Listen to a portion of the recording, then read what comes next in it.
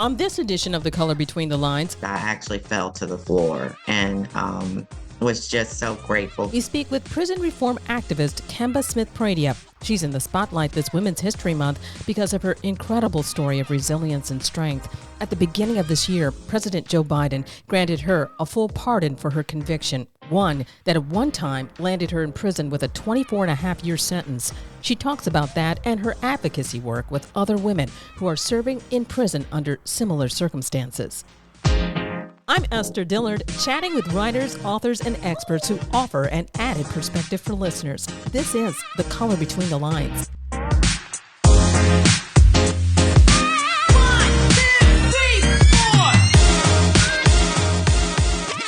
Before we speak to Kemba Smith Pradia about her pardon by President Joe Biden, we have to revisit her story. In the late 1980s, Pradia was a college student at Hampton University, where she met 28-year-old Peter Hall, a man who was not a student and whom she later discovered was involved in drug trafficking. Their relationship soon turned abusive, and over time, Pradia found herself deeply entangled in this world, though she never sold drugs herself. She eventually became pregnant and left him, returning to her parents before ultimately turning herself in to authorities.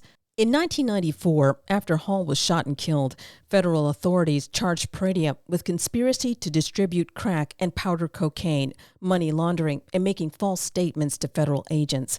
Under federal conspiracy laws, she was held accountable for the actions of Hall's drug ring, even though she never personally engaged in drug sales. She pled guilty to all three charges and was sentenced to 24-and-a-half years in federal prison. Her family fought tirelessly to appeal to the public and advocate for her release. After serving approximately 6.5 years, President Bill Clinton granted her executive clemency in December 2000, allowing her to leave prison early. Since her release, Pradia has dedicated her life to criminal justice reform. She founded the Kemba Smith Foundation, advocating against mandatory minimum sentencing and highlighting how the justice system disproportionately impacts Black and brown communities. Her story gained renewed attention in 2024 when BET Plus released the film Kemba, bringing her experiences to a wider audience. And this year, in January, President Joe Biden granted her a full pardon.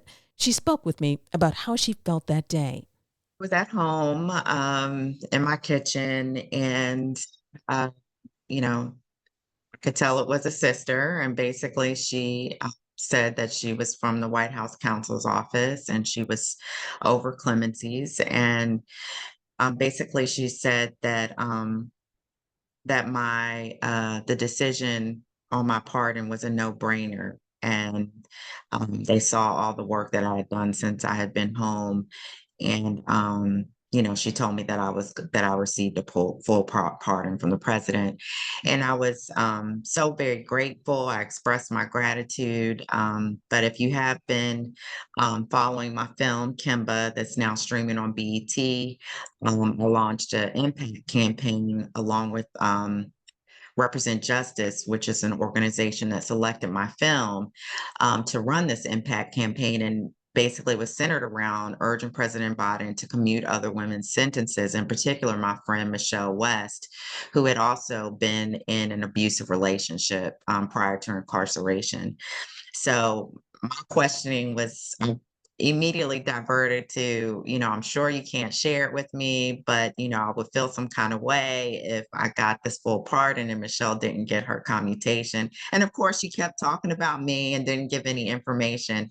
But immediately after I hung up, of course, was giving God all the glory and, just overwhelmed. But when I looked down and saw my phone ring, and it was Michelle West's attorney, and she told me when I picked up that Michelle's sentence had been commuted, I actually fell to the floor and was just so grateful because, we waited and waited for President Biden to do additional commutations, and it was down to the wire. I mean, I'm grateful to my attorney and also the Legal Defense Fund.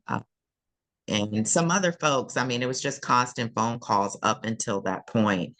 And so for all this work to have been done and to get to those final hours, I think it was just a release for me of just gratitude and to be able to breathe. That of course, I'm grateful for my full pardon, but to be released after 32 years of being in prison, I was just grateful that I could know that my sister's finally gonna come home. What was that call like between you and your friend? So I haven't actually I talked to her daughter, because she currently is in a prison in Minnesota, and we've been emailing back and forth, and they have some phone system where they only get a certain amount of minutes, and she's been devoting that time to talking to her daughter. But Mikkel and I mean, I boohoo cried, and I think Mikkel was in shock, because she was, a strong young lady like she has been, and I think that, it's just we're all still processing it, and I'm looking forward to being at Michelle West Prison on February the 18th, where I'll be able to wrap my arms around her and watch her walk out of that prison. I can't wait to hear more about that when that happens. That's just so awesome. I know that you've been working so hard, and for that to come to fruition, I'm sure that that is just gonna be an awesome moment. I Been want a driving force, ever since I came home. And I think, some people that have known me and known my work, some people may have said, why is she still telling that story? Well, God has put me in a position where the story has been impactful, and I've owned that. And it was a healing process for me after coming home and talking about it and seeing how it impacted other people. But ever since I walked out, I had a sense of survivor's guilt because I knew of others that deserve that same commutation that I received. But then also, having been out doing the advocacy work and then being appointed to the Virginia Parole Board, by the governor of Virginia, Ralph Northam, and I served for 2.5 years. I got to see from a different perspective, still the wrongful convictions and people that are deserving of their freedom as well. So I've wanted to use my human story through media and film, and through public speaking to help, um, change the perspective, change the narrative to hopefully end some of the fear mongering that's going on with people in their thoughts about, formerly incarcerated people and I humanizing stories. I know that, the commutation means that it is one thing, but the pardon was another. What does that mean for you in terms of your life now? How will that change things for you? So, it's more redemptive, for me to know that, the same government that sentenced me and criminalized me, has acknowledged the fact of the work that I've done and the President of the United States granted me a full pardon. Um, and just, in full transparency and in working with my attorneys in LDF and the letter that I received from the pardon attorney's office, there's still some work we have to do out here. And so in my letter, it basically said that I still would need to check, yes to a box if they asked about a criminal conviction, and that I'm supposed to have this documentation of receiving a pardon from the president that's supposed to carry, some weight in whatever decisions that are made in the future. Mm. I want people to understand a little bit about your background because I did watch a little bit of this, your movie, the adaptation of your life, Kemba, which is released on BET Plus.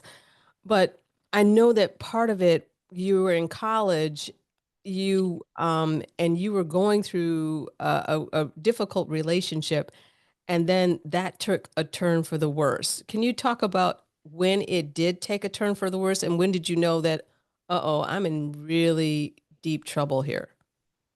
Yeah, it took a turn for the worse. Probably, obviously, there were some red flags, and I speak about those red flags in my book. and when I'm out speaking publicly. But the first time he put his hands on me, I thought he was going to kill me. And there was no like, minor incident beforehand. It was a full-fledged assault. And he punched me throughout my body and strangled me to the point where blood vessels had popped all over my face and my eyeballs.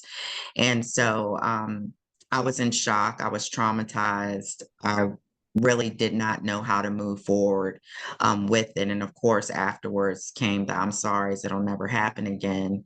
And I was more so concerned about, like a lot of women that are in those situations, when I did go back to the Hampton University area, I was concerned about, my pride and what other people would think, and not feeling comfortable going to talk to anybody else. And I put more weight into his I'm sorry's. And so, and it escalated because there was a point, and I don't want to tell the whole story, but the fear intensified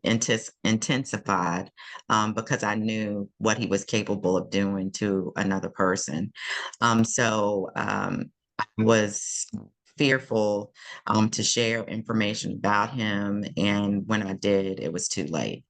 Um, and so, some of the work that I'm doing now, I'm grateful to be working with the 400 Years African American History Commission. And we have this initiative called I Fear for My Life. And basically, we've been to over 12 HBCUs across the country, sharing with them, and not just HBCUs, but mostly HBCUs, and sharing with them a community perspective where I talk about my interaction with law enforcement, and the fear that I had to even, be truthful about, what was going on and the choices and consequences of that, because I want, our young people to understand the consequence of every decision that we make. But also with this initiative, it's important where we bring in law enforcement too, to talk about their fear and the work that they do to hopefully build trust within our communities. So I get privileged to be able to, work with students because I used to be in their position. What kind of advice do you give to young ladies, young girls that are in college that may be facing similar situations, or maybe not as drastic, but what kind of advice do you give them? I'll start off with saying, making sure that they're loving themselves, that they're staying focused on their priorities. Because I know when I, started Hampton, I did have a priority and focus, but I became more concerned about what the cool kids, or what, in my mind, perspective, cool kids were, in a time where we didn't have cell phones and scrolling, and where other kids are looking now and thinking what they see on their devices is what's cool. But I basically just tell them to focus on their goals, their dreams, and where it is that they want to go in life, and not put all of their emphasis on superficial things and relationships, because those things will disappoint you or run out. But your education, your career, those are the things that are going to, empower you and move you forward into your future. And in that same token too, as we talk about my journey forward, I also am a visiting scholar at the University of Pennsylvania, where I am targeting in on young adults and high schoolers and college students, and talking about various aspects centered around my story. But domestic violence and relationships will be one of those prongs as well. How did it feel seeing your story, somebody playing you on screen? I know that must have been kind of surreal. What was that like? Yeah, it was surreal, but I am grateful to Moving Pictures Institute. They produced the film. Nesta Cooper, who played me, who did a phenomenal job, and grateful to my director, Kelly Colley, because she understood the story, because she was an HBCU grad from Howard University, but she also had a friend that had a similar story to mine. So the likelihood to have a director that understood all these underlying issues. But I just was really grateful to have other women that were passionate about my story and wanting to get it right. But it was surreal. I even, had my parents were on set some of the time. I was on set practically every day, giving notes to certain aspects of my story. But it was surreal, and I was nervous about the whole process, but it ended up being a beautiful film. Do you think it gave the message that you wanted to give, and what would be that message? I definitely gave the message that I wanted to give, but I learned a lot about the film industry and budgets and what's allowable. I'm grateful that there was a focus in wanting to highlight Black women and the power of Black women and some of our legacy organizations. But there were a lot of other different organizations that were involved. So we weren't able to tell the full, complete story. Kelly says it needs to be a mini series that she's trying to fight for. But the overall message is a message of not losing hope. Um, let me not leave out the importance of family bonds because the heroes to my story are my parents. And I'm so grateful to how they supported me because there's some family members that here, that don't want to publicly speak out about their family members' ordeal because of embarrassment and shame.